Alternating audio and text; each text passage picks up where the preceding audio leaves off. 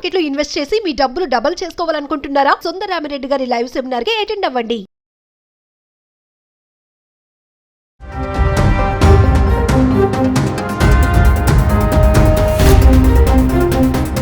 నమస్తే, welcome back to Suman TV. Present మనతో పాటు ఉన్నారు అనలిస్ట్ మందర కృష్ణారెడ్డి గారు. నమస్తే సార్. నమస్తే అమ్మా. సార్, యుఎస్ షట్ డౌన్ అంటున్నారు, అసలు ఏంటిది? మరి దీని ప్రభావం ట్రంప్ గవర్నమెంట్ పైన ఎలా చూపిస్తుంది అంటారు? అసలు ఇప్పుడు అమెరికాలో షట్ డౌన్ ప్రారంభమైంది. షట్ డౌన్ అంటే ఏమిటి అంటే ఆర్థిక కార్యక్రమాలు ఉంటుబట్ట. అంటే కరెక్ట్గా చెప్పాలంటే అమెరికా ప్రభుత్వం ఆర్థికంగా ఎంత డబ్బు అవసరం పడుతుందో, తమ ఆర్థికంగా ఏమేమి కార్యక్రమాలు చేపడుతున్నారో, ఎలాంటి ప్రోగ్రామ్ చేయబోతున్నారో, వాటన్నిటికి ఎంత డబ్బు ఖర్చు అవుతుందో దానికి ముందుగానే అనుమతి తీసుకోవాల్సి ఉంటుంది. సెనెట్, అక్కడ ఉన్నటువంటి పార్లమెంట్ ఏదైతుందో సెనెట్ లోపల ఇలాంటి నిర్ణయం తీసుకోవాలి. డెమోక్రాట్లు అక్కడ రిపబ్లికన్స్ ఇద్దరు ఉన్నారు. రెండే పార్టీలు ఉంటాయి అక్కడ. మిగతా పార్టీలన్నీ అక్కడ పెద్ద లెక్కలో పెట్టడం. ఆ రెండు పార్టీలతోటి నడుస్తుంది అక్కడ. 2 పార్టీ వ్యవస్థ అక్కడ నడుస్తుంది. కానీ అక్కడ కావాల్సిన మెజార్టీని సాధించుకోకపోవడం వల్ల ఆ బిల్లు పాస్ కాదు. ఇప్పుడు ఆర్థిక సంబంధమైన బిల్లు పాస్ కాదు. అప్పుడు ఏమవుతుందంటే డబ్బులు రిలీజ్ కావు. వేటికి రిలీజ్ అవుతాయి అంటే అత్యవసరమైన సేవలకు మాత్రమే డబ్బులు రిలీజ్ అవుతాయి. మిగతా వాటన్నిటికీ రావు. జీతాలు, బత్యాలు ఇవన్నీ కూడా ఆగిపోతాయి ఎక్కడికక్కడ. ఫలితంగా 40% ఆఫ్ ది ఎంప్లాయీస్ సెలవుల మీద బలవంతంగా వెళ్లాల్సిన పరిస్థితి ఏర్పడింది. 8 లక్షల మంది సుమారుగా సెలవుల మీద వెళ్తారు.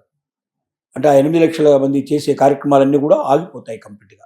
అంటే ప్రైవేట్ వాటికి వర్తించవు, గవర్నమెంట్ వాటికి మాత్రమే వర్తిస్తాయి.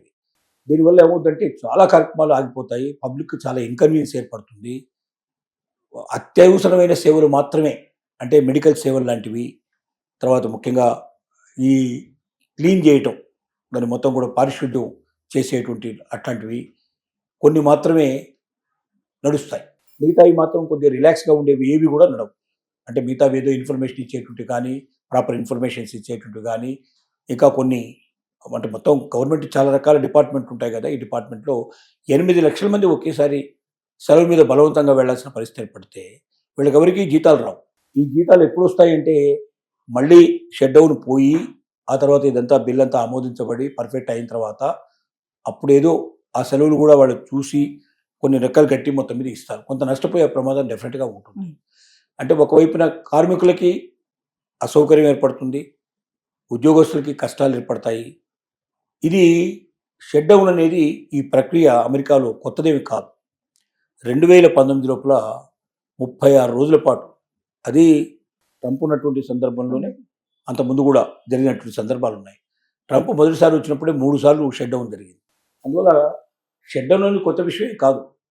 కానీ షట్ డౌన్ వల్ల ఏమిటి నష్టం అంటే ఈసారి షట్ డౌన్కి మిగతా షట్ డౌన్లకు తేడా ఏమిటంటే ఈసారి షట్ డౌన్ లోపల అనేక రకాలుగా పబ్లిక్ ఇప్పటికే ఇన్కన్వీనియన్స్ ఎదుర్కొంటున్నారు. దానికి తోడుగా కొత్తగా ఇంకా కొన్ని ఇన్కన్వీనియన్స్ జరగడం వల్ల, అంటే పూర్తిగా దాంట్లో ఉండేటి కొంతమంది ఎంప్లాయీస్ పనిచేయకపోవడం, కొంతమంది కార్మికులు పనిచేయకపోవడం, తద్వారా ప్రజలకు అసౌకర్యం ఏర్పడటం, ఈ అసౌకర్యాన్ని భరించడానికి సిద్ధపడలేని పరిస్థితులు ఏర్పడటం. ఎందుకంటే ట్రంప్ తీసుకున్న సుంకాల పెంపుదల కోసం వల్ల చాలా వస్తువుల యొక్క రేట్లు విపరీతంగా పెరిగిపోయాయి. చాలా సర్వీస్ యొక్క రేట్లు బాగా పెరిగిపోయినాయి. అంటే ఆల్రెడీ బతకడమే చాలా కష్టంగా ఉండే పరిస్థితి వాళ్ళ అమెరికాలో ఏర్పడింది. కాస్ట్ ఆఫ్ లివింగ్ విపరీతంగా పెరిగిపోయింది. ఈ పరిస్థితుల్లో వచ్చే జీతాలు కూడా రాకుండా వాళ్ళు ఎంతకాలం ఉండాల్సిన పరిస్థితి ఏర్పడుతుందో తెలియకుండా వాళ్ళు మరి బతకడం చాలా కష్టం. అమెరికాలో సేవింగ్ చేసుకోవడం చాలా కష్టం. సేవింగ్స్ ఉండవు ఎక్కువ భాగం. మండే టు ఫ్రైడే గాడిదలాగా ప్యాకేజ్ చేస్తారు. సాటర్డే సండే వీక్ ఆఫ్ అంటారు. ఈ వీక్లీ ఆఫ్లో గుర్రాల్లాగా పరిగెడతారు, విపరీతమైన ఎంజాయ్ చేస్తారు. అంటే వచ్చినట్టుగానే ఖర్చు పెట్టుకుంటాం తప్ప, ఎందుకంటే ఆఫ్టర్ 60 ఆటోమేటిక్గా వాళ్ళని గవర్నమెంట్ పోషిస్తుంది. కాబట్టి వాళ్ళకి ఏంటి 60 తర్వాత సంపాదించలేని పరిస్థితి పడడం కూడా గవర్నమెంట్ చూసుకుంటుంది. కాబట్టి 60 ఏళ్ళ దాకా ఎలాగో సంపాదించగలిగే కెపాసిటీ ఉంటుంది. కాబట్టి సంపాదించు, ఖర్చు పెట్టు, నిలవలే ఉండవు. కాబట్టి ఒక్క నెల జీతం రాకపోయినా అలల్లాడిపోయే పరిస్థితి ఏర్పడుతుంది. అలాంటప్పుడు మరి గతంలో అత్యధికమైన రోజులు షట్ డౌన్ లోపల 36 రోజులు ఉన్నాయి. కాబట్టి ఆ 36 రోజుల కన్నా ఎక్కువగా ఒకవేళ జరిగినా కూడా ఒక నెల జీతం రాకపోయినా లక్షలాది మంది అల్లల్లాడిపోయే పరిస్థితి ఏర్పడుతుంది. వాళ్ళ జీవిత విధానం చాలా కష్టంతో కూడుకున్న పని. కాబట్టి వాళ్ళ అమెరికన్ గవర్నమెంట్లో ఉన్నటువంటి ఎంప్లాయీస్కి బాధ. రెండోది, ఆ ఎంప్లాయీస్ వల్ల పొందుతున్నటువంటి సౌకర్యాలు మొత్తం ఆగిపోతాయి. పబ్లిక్ కూడా చాలా ఇన్కన్వీనియన్స్ ఏర్పడుతుంది. చాలా కార్యక్రమాలు షట్ డౌన్ అయిపోతాయి, మూతపడిపోతాయి. ఆ మూతపడిపోవడం వల్ల ప్రజలకు సరైన సమాచారం దొరకదు, ప్రజలు చాలా ఇబ్బంది పడిపోతారు. వాడికి ఏం కావాలో అది కరెక్ట్గా తీసుకునే పరిస్థితి ఏర్పడుతుంది.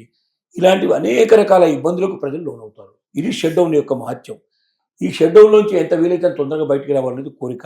దానికి ఏం చేస్తారంటే వీళ్ళు ఇచ్చినటువంటి సమర్పించిన బిల్లులో కొన్ని మార్పులు తీసుకురావడం కన్నా ప్రయత్నం చేస్తారు, లేదా ఎవరైతే ఒప్పుకోవడం లేదో వాళ్ళని ఒప్పించే ప్రయత్నం చేస్తారు.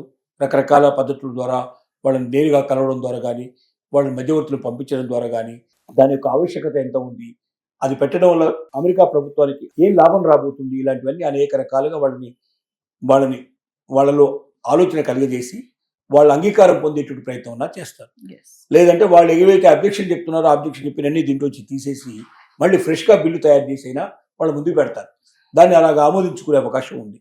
ఏది ఏమనేప్పటికీ షట్ డౌన్ వల్ల మన భారతీయులకు చాలా పెద్ద గొప్ప నష్టాలు ఉండవు. అయితే ఈ సమాచారం దొరకని పరిస్థితుల్లో కొన్ని డిపార్ట్మెంట్లో వాళ్ళు పొందాల్సిన సమాచారం ఇన్ టైంలో దొరకపోవడం వల్ల వచ్చే ఇబ్బందులు తప్ప మిగిలినటువంటి ఇబ్బందులు, ఎందుకంటే మన వాళ్ళందరూ ప్రైవేట్ జాబ్లో ఎక్కువ చేస్తారు, గవర్నమెంట్ జాబ్లో ఉండేవాడు చాలా తక్కువ, వెరీ వెరీ రేర్ పర్సెంటేజ్.